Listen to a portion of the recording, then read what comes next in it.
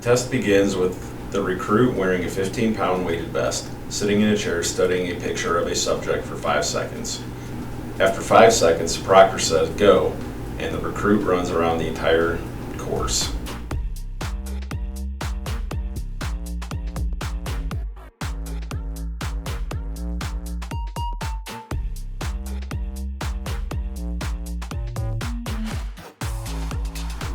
Upon returning to the starting point, the recruit must perform a shuttle run between 2 cones and back to the starting point.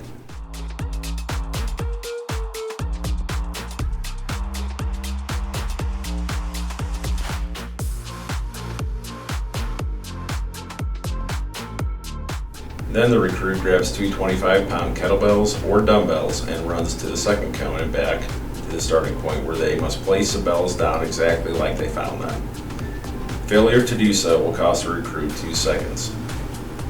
Once the bells are placed at the starting point, the recruit then runs to the first hurdle, which is about 17 to 19 inches high, and jumps over it. There is a 2-second penalty if the recruit fails to clear the hurdle. Next, the recruit runs to the stairs, runs over them, grabs a cone on the floor, and takes the cone to the other side of the stairway and places it on the floor. If the recruit throws the cone down or fails to grab a cone, that will be a 2-second penalty for every cone tossed or missed. The recruit will do this 3 times. If the recruit is unable to complete the stair climb, the test will be stopped and the recruit will be marked as a failure. The recruit is allowed to skip stairs going up, but not going down for safety reasons. Once the recruit places the last cone on the other side of the stairway, the recruit runs over the stairway to circle the first cone to enter the next lane of the course. If the recruit fails to go around the cone, that is a 2-second penalty on the recruit's final time. Then the recruit will sprawl and perform a hand release push-up, return to his or her feet, and run to the 26 to 28 inch hurdle, where they will go under in a controlled manner. If the recruit slides under the hurdle or knocks the hurdle over, that will be a 2-second penalty as well. Upon clearing the hurdle, the recruit will get to their feet and run around the cone to enter the third lane of the course. Again, failure to go around the cone is a 2-second penalty for the recruit. The recruit will run and jump over a 72-inch area on the ground, which will be the running broad jump. Failure to clear the distance is a 2-second penalty. Failure to jump at all and running through the area is a 10-second penalty. Next, the recruit will run around the cone, designating the fourth lane of the course. A 2-second penalty will be issued if they fail to circle the cone. The recruit will run to a 4-foot-high fence and climb over it. At least one hand is to remain on the fence as the recruit climbs over it. The recruit cannot vault over the fence or run around the fence. Doing so will incur a 10-second penalty.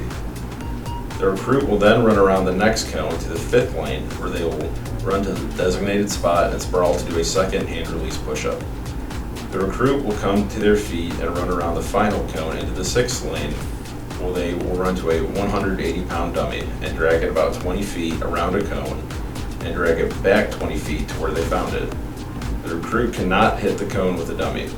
If the recruit hits the cone with a dummy, the recruit incurs a 2-second penalty. If the recruit cannot lift the dummy or fails to drag the dummy to its designated length, fails the course and the test ends there. Upon completing the dummy drag, the recruit runs to the end of the course where they will find a simulated handgun and fire it 15 times. First with their dominant hand and 15 times with their non-dominant hand, counting the shots out loud as they make them. Failure to count the shots will incur a 2-second penalty for every shot not accounted for. Finally, after placing the handgun down, the recruit will identify the subject from the beginning of the course from a photo array. Once identification is made, the time stops. Any penalties will be added to the time that the course is completed. If a prospect omits a component of the course, there will be an addition of 15 seconds to the prospect's final time. The omission of more than one component will be an automatic failure of the test. Note, the stair and the dummy drag elements of the course have 3 components. The omission of either of those elements will be an automatic failure.